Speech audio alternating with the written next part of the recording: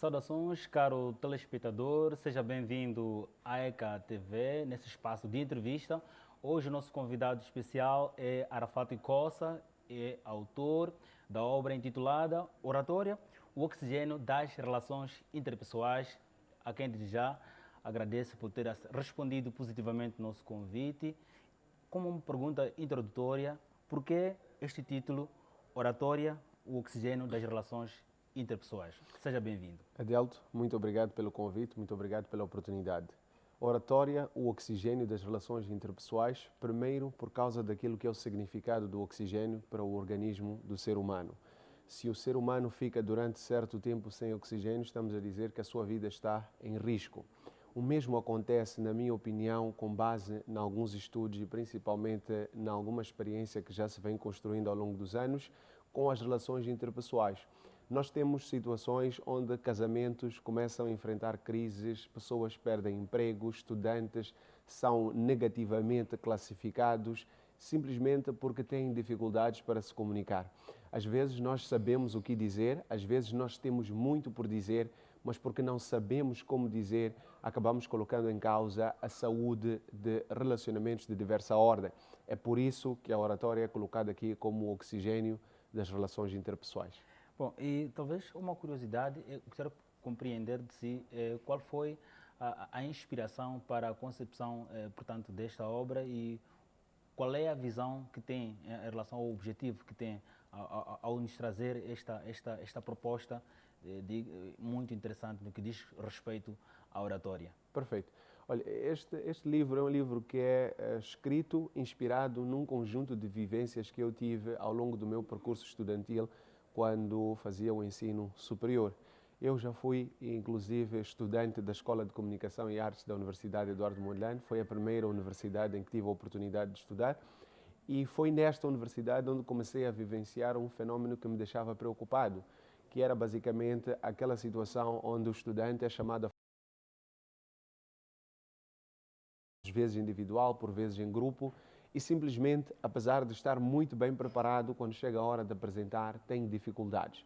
O que acontece é que depois de sair da Universidade Eduardo Mondlane, passei por mais duas universidades e o cenário era o mesmo.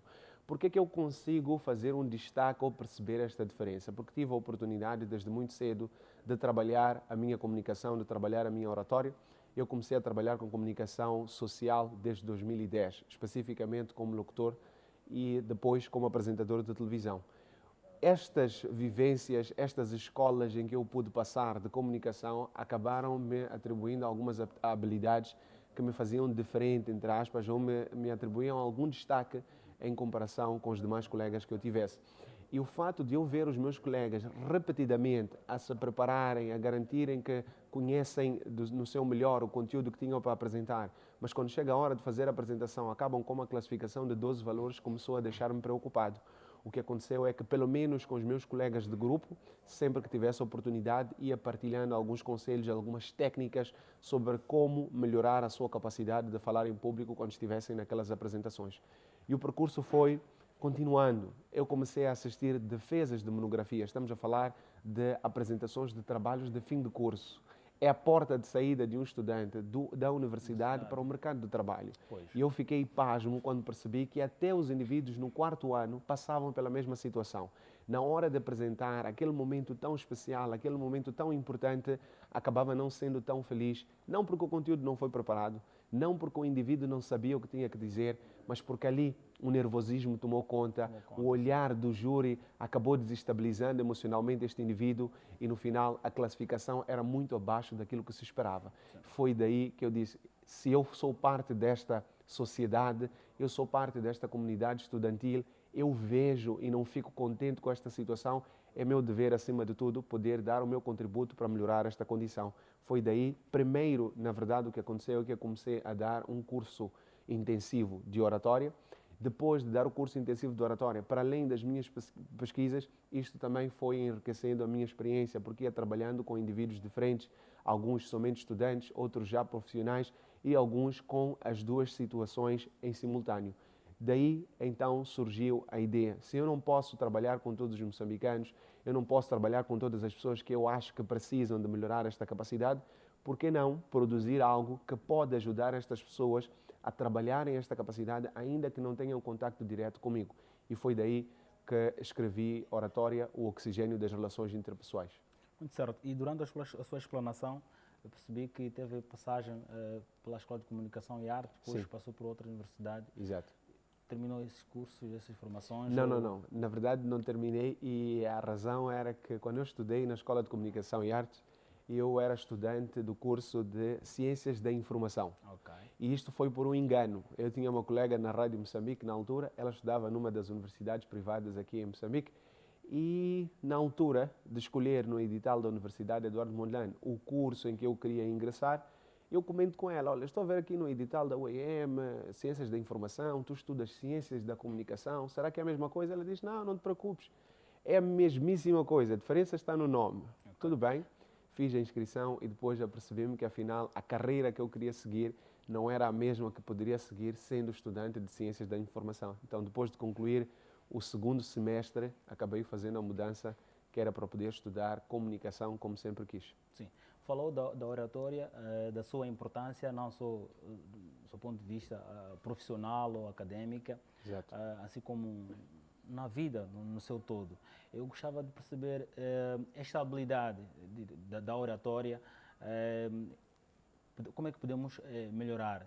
É através de um dom natural ou existem algumas técnicas que provavelmente a sua obra aborda que podem de alguma forma servir de input para que o indivíduo possa desenvolver essas habilidades da oratória? Olha, a oratória tem esta componente interessante. Algumas pesquisas bibliográficas mostram que quando estavam vivos ainda os Aristóteles, Sócrates, a oratória, a capacidade de bem falar em público era conhecida como um dom, ou seja, ou o indivíduo nasce com esta capacidade ou ele está privado de algum dia ser um bom orador. De tal maneira que eram cobrados balúrdios e era preciso ser um indivíduo de elevado grau na sociedade para conseguir trabalhar esta habilidade. Hoje, os manuais e a realidade, acima de tudo, demonstram que a oratória, para além de ser esta arte, para além de poder ser dom para alguns indivíduos, é, acima de tudo, uma técnica. Okay. Uma técnica que é possível desenvolver através da prática. Costumo dizer, a melhor e mais eficaz forma de trabalhar a oratória é sendo orador. Nós não vamos melhorar a nossa capacidade de falar em público se não falarmos em público. É através da prática que se faz, acima de tudo, um bom orador. Bom, e para além dessa obra que está disponível, que versa sobre a oratória, existe algum trabalho, provavelmente de forma individual, que seja levar a cabo para que mais pessoas se beneficiem como eu diria, deste ingrediente que é a oratória? Bem, neste momento, para além do livro, outra das atividades que vou levando a cabo é o curso de oratória. No início, eu tenho uma academia de desenvolvimento pessoal chamada Arafat Academy e nela nós lecionamos cursos especificamente para a camada estudantil. Mas, para além da Arafat Academy, eu tenho uma empresa de consultoria e nesta eu presto serviços de formação na mesma área, mais para líderes, gestores e profissionais no geral. Para além dos cursos de oratória, eu também presto consultoria para individualidades, assim como empresas, e também vou realizando workshops, que costumam ser estes momentos, estas oficinas de partilha de conhecimento e experiência sobre diversas áreas, mas o ponto central é sempre a comunicação. O que nós vamos fazendo é abordar vários outros prismas ligados à comunicação que hoje em dia são deixados de lado, apesar da sua importância. Por curiosidade, quanto tempo levou para conceber esta obra, a oratória, o oxigênio das relações interpessoais? Olha, eu costumo dizer que esta obra foi escrita em 10 anos, mas eu escrevi ela em 18 meses. Ou seja, este é um livro que traz não só o conjunto das minhas pesquisas bibliográficas, mas principalmente do meu processo de aprendizado desde a primeira vez que eu estive em contato com um microfone para poder falar a um grupo elevado de pessoas. Comecei a trabalhar, como disse, com comunicação em 2010 e este percurso todo eu tentei refletir nesta obra, mas o processo como tal de elaboração deste trabalho levou 1 ano e meio. 1 ano e meio. E então é uma longa trajetória. Olha, existem livros, eu acho que já foram alvo de um trabalho muito mais aturado, então não vou dizer, olha, foi um trabalho muito grande. Eu sei que existem escritores que fazem trabalhos muito mais apertados, muito mais complicados, e principalmente hoje temos a facilidade do acesso a algumas obras que nos facilitam o processo de pesquisa. Mas deixe-me dizer que uma das coisas que mais me motivou a continuar com o trabalho de elaboração desta obra é o fato de eu não ter conseguido encontrar uma obra sobre este assunto de autoria moçambicana. E esta é uma necessidade muito grande, porque nós temos obras sobre oratória que são escritas e que foram escritas nos Estados Unidos, na Europa. No final, nós precisamos sempre de considerar o nosso contexto. É preciso conhecer a nossa realidade e abordar estas temáticas tendo em conta a nossa situação específica. E em termos de disponibilidade, onde é que o nosso caro telespectador pode encontrar disponível esta obra? Bem, neste momento, se me permitir a publicidade, nós estamos com a obra disponível neste momento na livraria académica, tanto nas cidades de Maputo e Matola. Depois vamos passar a fatura. Ok. E também temos disponível numa livraria na cidade da Beira. Fora estes dois lugares, a outra forma de aquisição da obra neste momento é através do contato com o Arafat Kossa pelo nosso website, que é www.arafatkossa.com.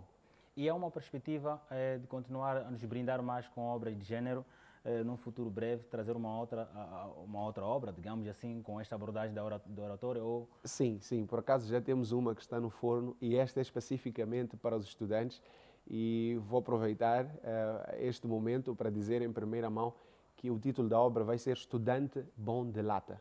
O objetivo do livro basicamente é partilhar quais são os caminhos que um estudante precisa de percorrer para se tornar este indivíduo que nós geralmente chamamos bom de lata. Nós julgamos que a pessoa que fala bem, na verdade, não sabe muito, ela simplesmente sabe enganar.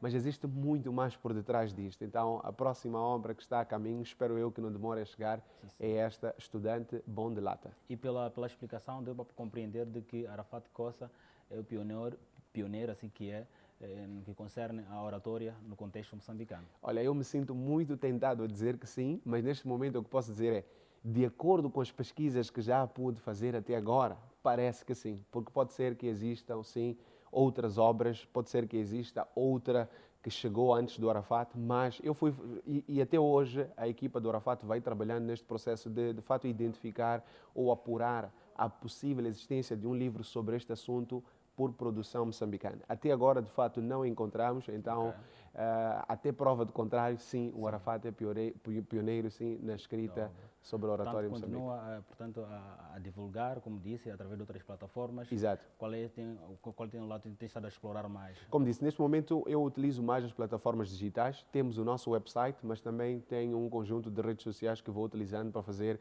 o marketing da obra. Nós temos sempre um processo estratégico de publicação de lembretes, acima de tudo, para a aquisição da obra, que por acaso tem rendido, de fato, resultados muito satisfatórios. Para aquilo que era a nossa perspectiva, estamos a registrar um nível de adesão à obra muito além do que era a nossa expectativa, porque Arafat é um jovem, está ainda a ingressar neste mundo de produção literária, e mesmo assim as pessoas estão a confiar, as pessoas estão a apostar, e isto tem nos deixado muito satisfeitos. Bom, por razões materiais do tempo, Arafat, nossa entrevista termina por aqui. Pois. Já quero agradecê-lo por ter partilhado conosco esta obra interessantíssima no que concerne à oratória, e deu para compreender também de que a oratória acaba sendo o nosso dia a dia. Sem ela, naturalmente, acho que não estaríamos vivos, metaforicamente falando. Exato. E também quero agradecer pela sua disponibilidade e pela paciência que teve em partilhar esse aspecto interessante que concerne a oratória, e esperamos também com muita ansiedade que nos traga a próxima obra, que é Estudante Bom de Lata. Pois. Caro telespectador que esteve a acompanhar atentamente o nosso programa, terminamos por aqui e muito obrigado pelo carinho da sua audiência. O novo encontro fica marcado para uma próxima oportunidade. Até lá, resiliência.